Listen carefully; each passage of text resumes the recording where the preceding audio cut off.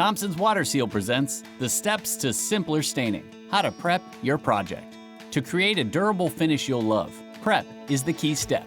Here are the tools you'll need: a plastic drop cloth, a pump sprayer or plastic watering can, a stiff bristled brush, a garden hose. Always wear protective eyewear or a face shield, rubber gloves, and protective clothing and footwear when spraying.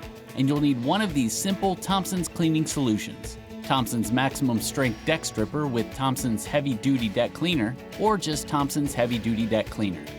Got what you need? Now you're ready to begin. Start by covering the landscaping, concrete, and other areas around the deck you'd like to protect.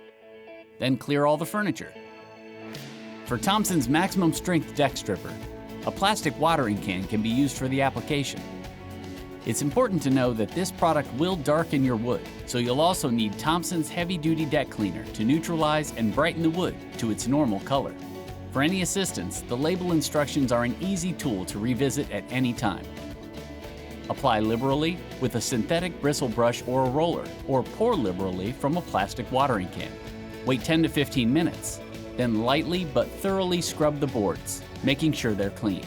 Rinse well with a hose and move on to the next small area. After several hours, the wood will be dry. That's the perfect chance to make sure you didn't miss any spots. If you did, repeat the cleaning process in those areas. Also, you should check for nails and screws that may have popped up and fix as needed. All done?